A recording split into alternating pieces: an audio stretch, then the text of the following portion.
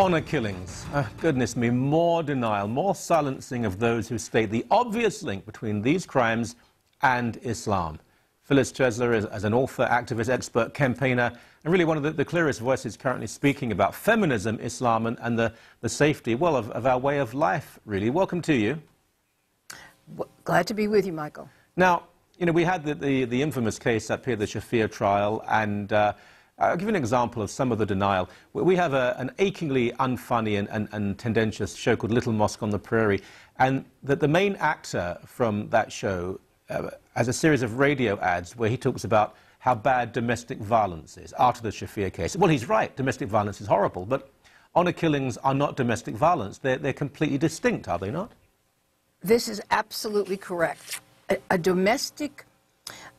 honor killing is a conspiracy by one's family of origin, usually targeting a young girl.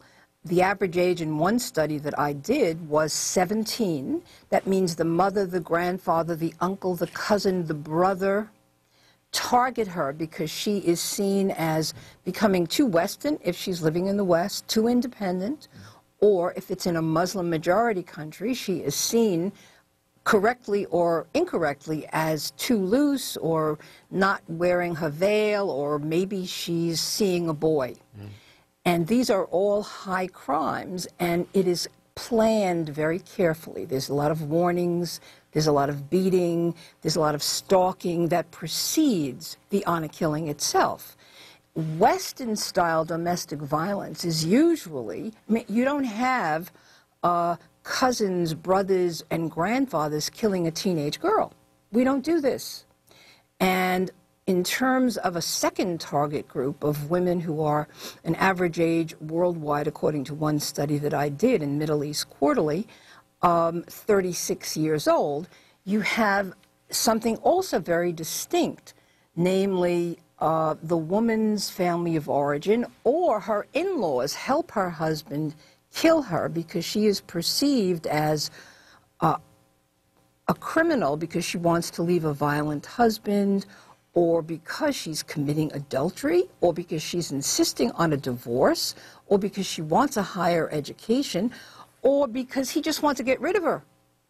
So there's a great, and it does Muslim women and Muslims a great disservice to say, oh, it's domestic violence. It's not all the same. No, because in order for, it's not the same as I've just spelled it out. Now, I wonder if, I'm sorry to interrupt you, but I've been given the figure of 91%. That is, that 91% of honor killings involve Islam. Now, when I've used this in the past, of course, there are people who say, oh, you're being Islamophobic. It's a meaningless term. But, of course, if it's 91%, that means that 91% of the victims are Muslim. And we're speaking out in defense of almost exclusively Muslim women, younger Muslim women who are being targeted. And when we do that, we're accused of being anti-Muslim.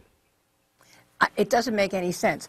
The 91% figure comes from my second 2010 study published in Middle East Quarterly.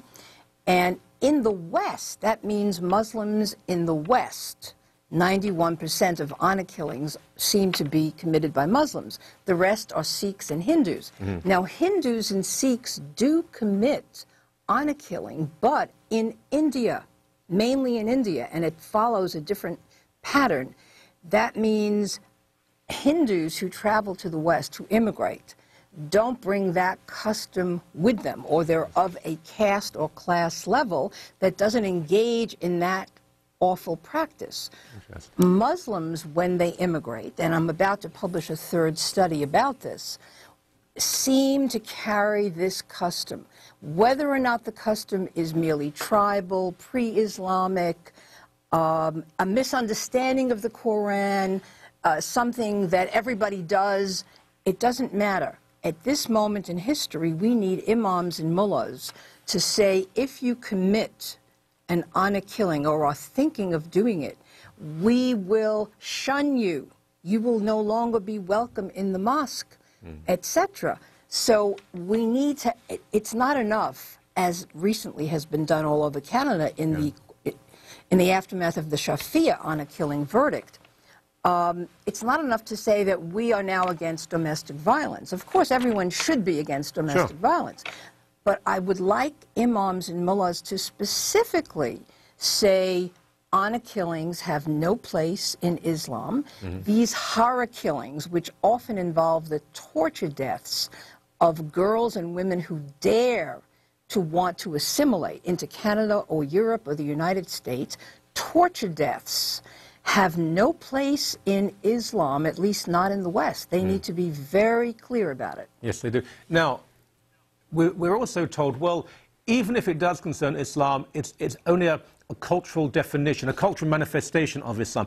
We know the epicenter is Pakistan, South Asia, but we also know this occurs in the Arab world, the Persian world, in Central Asia, and also in Malaysia and Indonesia. Now, so it doesn't seem to me that we can just say, well, it's one cultural aspect of Islam. It seems to be, to certain degrees, universal within the Islamic faith.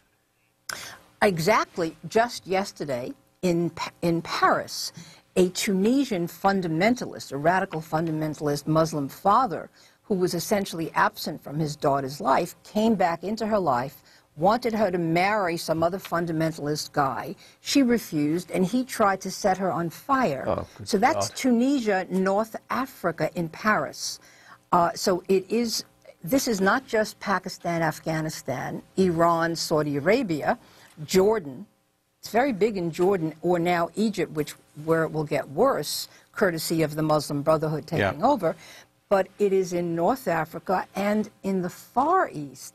And I am told by Quranic scholars that there is one surah that says a parent is not to be punished for controlling or correcting, even unto murdering, a child for bad behavior, for disobedient behavior.